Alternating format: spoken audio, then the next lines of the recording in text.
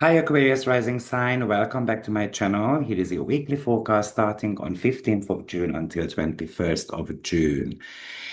So we are stepping into an incredibly dynamic week where the entire spotlight is shining directly on Venus. Venus is moving into Leo, which for you activates the seventh house of committed partnerships, marriages, business clients, core one-on-one relationships. Venus loves harmony, connections, and pleasure, so its initial entry here brings a strong desire to celebrate your relationships, to get together with someone, treat your partner well, enjoy high visibility social interactions, meeting new people. You want to feel valued, seen, and appreciated by the people closest to you. However, from June 15th to 18th, Venus is going to run a rapid fire gauntlet with the three outer planets. This compresses a major relationship or interpersonal story into quite a tight 72-hour window. So let's break down exactly how this three-act narrative unfolds. So we are kicking off on June 15th when Venus in your seventh house forms the sudden electric sextile to Uranus in Gemini in your fifth. Because this happens actually on the same day as a major Gemini new moon, expect a certain spark of excitement in your social or romantic life.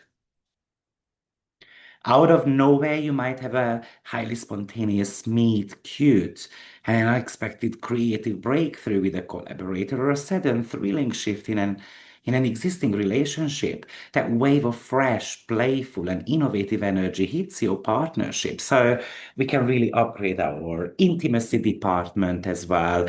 It's something that feels exciting, fun, and completely breaks your usual routine.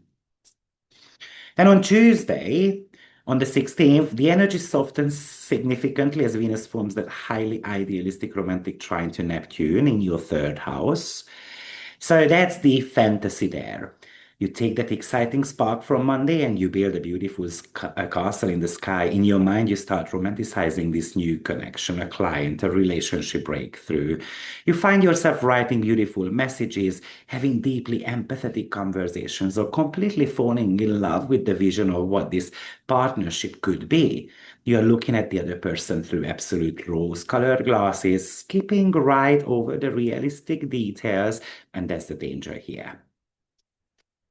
But no problem, the reality check comes after because Venus is going to start opposing Pluto, which is happening on the 17th in the very first house of identity, self, and physical presence. So that idealized projection you built on Tuesday confronts the raw reality of who you are and what you actually need. Because Pluto is sitting in your first house, a major power struggle or an underlying truth comes to light within a partnership. You might discover a hidden motive in the other person, or you might suddenly realize that you are compromising your own kind of personal agency just to keep the peace.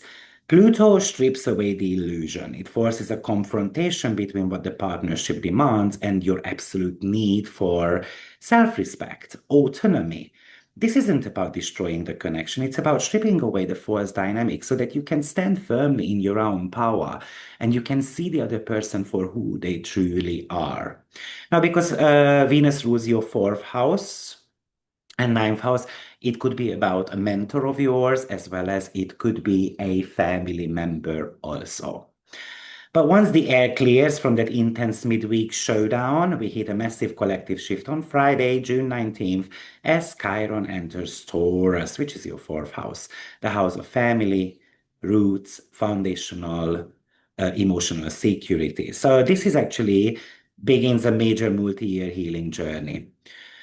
Because Taurus is ruled by Venus, Chiron's arrival at the base of your chart is completely colored by the relationship reality check Venus just went through. So the raw truth exposed by Pluto on Wednesday becomes the exact medicine you need to heal that foundational wound on Friday.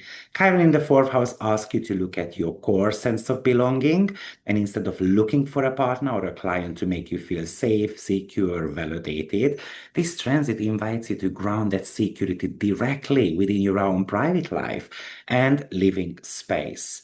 It's time to stop outsourcing your emotional stability and to start building that unshakable inner sanctuary. We have got June 20th, but I will be making a video about Chiron moving into the sign of Aries, and I'm going to give, sorry, sign of Taurus, and I'm going to be giving a way a more outlined reading for everyone. So on June 20th, asteroid Eurydice enters Virgo, which occupies your eighth house of shared resources, psychological bonds, and hidden vulnerabilities. Remember, Eurydice represents the danger of looking back, letting anxiety, doubt, or second guessing destroy a recovery process. So after the heavy relationship shifts earlier in the week, Saturday brings that massive temptation to look backward and overanalyze the wreckage. You might find yourself obsessing over shared finances, microanalyzing your partner's psychological motives, digging through past relationship mistakes, just to validate your current anxieties. The message of Eurydice here is absolute. Do not look back. Don't overthink the emotional adjustments to death. Let the past stay in the past, and you keep moving forward. And then we've got the solstice happening on June 21st, the summer solstice. The sun enters Cancer, which is your sixth house, the house of daily routines, wellness, work, immediately making that beautiful sextile to Chiron on 0 degree of Taurus, of course, in your fourth house. So it's a deeply grounding energy, actually. We had a bit of a relationship drama, but the sun shifts your focus towards practical self-care, work, daily habits, organizing your immediate environment. Chiron is the bridge, right? So it bridges your actions with your emotional core and home life.